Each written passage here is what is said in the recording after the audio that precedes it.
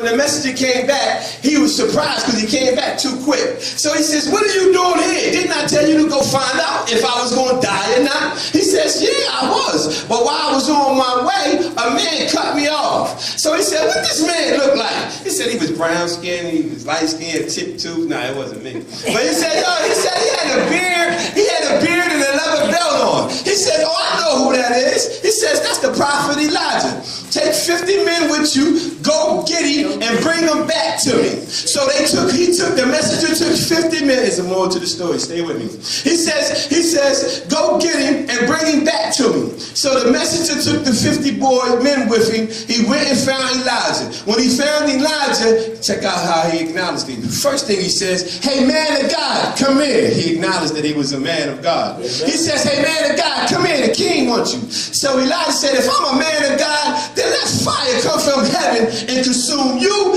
and all your 50 little flunkies that you got with you. 2 Kings chapter 1. Verse 10 says that fire came from heaven and it consumed him and all his people. But on the other part of town, somebody say on another part of town. In Luke chapter 9, it was a similar story. In this story, Jesus was on his way to a Samaritan village. While he was going to the Samaritan village, they didn't want to deal with Jesus. They didn't want to hear nothing he had to say. They didn't want to hear nothing he wanted to do. They didn't want to hear nothing. So the disciples said, Jesus, do you want us to call down fire from heaven? Luke chapter 9, between 51st and 56th verse. He says, do you want us to call down fire on them like Elijah did? And Jesus said, check this out, no. He says, no, because I did not come to destroy them. I came to save them. What he was trying to say was, I did not come for no reason. I came for a purpose. That's right. And just like the Lord I serve, I did not come here for no reason. I came here for a purpose. I came here to step on devils. I came here to step on demons. I came here to break strongholds. I came here to let people know that they can have hope. Yes. Yes. He said, I did not come to destroy them. I came to save them. And when I grew up here, I was from the age of 16 to the age of 38.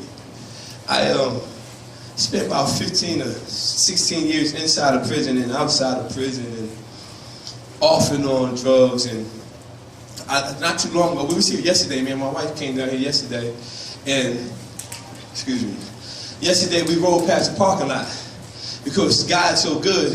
I remember me and my wife, she said, hey, remember we used to sleep in the car in this parking lot? I said, yeah. We used to start the car up, heat up, get us a nice sleep. When it got cold, start the car back up. But just the fact that we remember how I had to ride through there because I wanted to step on the devil. I cut through the parking lot. She was like, it was another one too we used to sleep in. How many parking lots we slept in? She said the other one. You remember the other one? I said, oh my goodness. I'll get that devil later. But look, so I found myself in 2009 after being on all these drugs, and I found myself in 2009 and people would see me and they never even knew that I got to the point where as though I was smoking crack and addicted to heroin so bad that at night I was climbing to the trash cans and get food to eat. And during the day I wouldn't do it because I wanted to hold up some type of image, some type of self-respect. But at night when everybody was gone, I would climb in these dumpsters and I would get food out the dumpsters to eat. And I found myself in 2009 sitting on the corner in Bristol, New Jersey. I was suicidal and before I got to that corner, let me back up something. I had found myself in the hospital after I had took all the money and stuff out of my wife's pocketbook and did everything I did to her, sold her stuff and all that stuff just to get crack. I remember wanting to kill myself, and I remember waking up in a hospital bed one day, and I woke up in a hospital bed and I felt somebody rubbing my face. So when I woke up and I seen my wife sitting there and she was rubbing my face like, you can make it, but you're going to have to do it God's way. I was so surprised because I thought I would see God before I saw her. I said, this can't be the same woman. Had my head on her lap and she was rubbing my face and I was crying like, you? What are you doing here? Matter of fact, till this day, I don't even know how she knew I was there. I never asked her, how did you know I was in this hospital ready to commit suicide? But it didn't matter. After that, I found myself going to the hospital. I was having multiple migraine headaches over and over and over and over. I was having these migraine headaches, so I would go to, my wife took me to the hospital, to the doctors, and the doctor said, I'm kind of surprised that you're walking around. And I'm like, what do you mean you're surprised? She said that I'm surprised you're walking around because you destroyed your heart so bad from the years of uses of crack cocaine and heroin that I have to send you to the hospital right now. I can't even let you leave this doctor's office. I have to send you to the hospital right now. But God. But God. That's why I declare healing for my friend Kiana, because I know without a shadow of doubt God can do it. Because till this day I don't even take medicine for a heart issue. But God. Come on now. So I found myself let me back up. After I found out what the doctor said about my heart, Satan had me think, since you already gonna die, you might as well up the ante. So I started getting high more. I started smoking more crack. I started doing more dope. I started doing it more because Satan had tricked my mind and like, yo, you already, there's no repairing your heart. But I never knew the scripture about being healed. So I didn't know what I was doing, so I did more crack. So I found myself in 2009, August, sitting on a corner in Bristol, and I said, okay, God, I sat there and I was suicidal, and I mean, in spite of my situation, God is always in the midst. In spite of your circumstances, God is always in the midst. In spite of how you think your children should be living, God is in the midst. In spite of the sickness that I know you probably feel, God is in the midst. Always visualize vertically. So I sat there, and from that time, I went away. I came home. God blessed me. He had allowed me to write one book. My first book is called Pushed Out the Crack House into God's House, How to Allow Your Past to Push You into Your Destiny. Then I wrote a devotional that goes with that book. Well, it don't go with it, but it's another devotional that try to inspire you, to try to motivate you, to try to get you, start your day and feel good about yourself.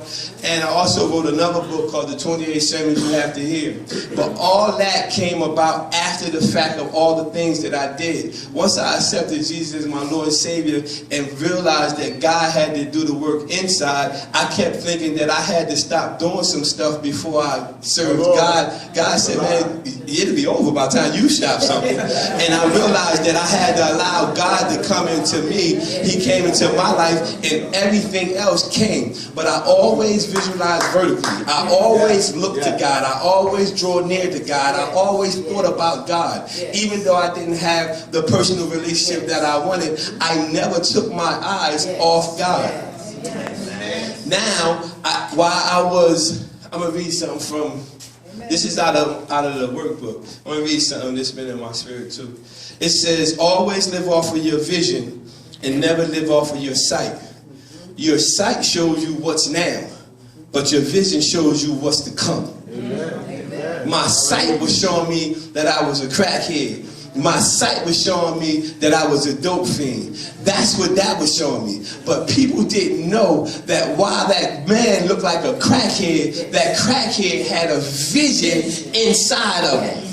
And he always thought about making this vision come to pass. When I was incarcerated and the guards was doing what they had to do, they didn't know that I was thinking about how can I get back into these prisons and help these inmates stay out of here. But I'm an inmate myself, so it don't even make sense that I'm thinking about helping inmates stay out of somewhere that I'm presently at. That was what my sight showed me. My vision was showing me going back into the prisons, helping people in prisons, going back into rehabs, helping people in rehabs, but nobody can see that. My sight, always live off of your vision. Never live off of your sight. Come on. Never. A vision. The bishop who has this ministry didn't just allow it to happen. He had a vision. Yes, he did. Yes, he did. It don't just appear. Always have a vision. When I sat on that corner, even though I was addicted to those drugs, I always seen myself owning my own home. I always seen myself having my own company. I always seen myself doing certain things. I always had a vision. And what happens with the Department of Corrections, let me testify real quick. I went to Bo Robinson first. No, I went submitted Cumberland County Jail first. Submitted because you got to send clearance to get into these facilities. I had submitted it, nothing came back. I sent it to another facility, they ain't respond. I even tried to send it with my wife's name, maybe we could show them we married or something, I don't know. So I sent it, they ain't respond. So eventually, out, and I was telling them things because I have not been in his life. And I was telling them things that I learned from him from one day from being with him because I watched him. And he says, I said, did you learn anything about your father from that day that you was with me? He said, yeah, I learned that my father's awesome.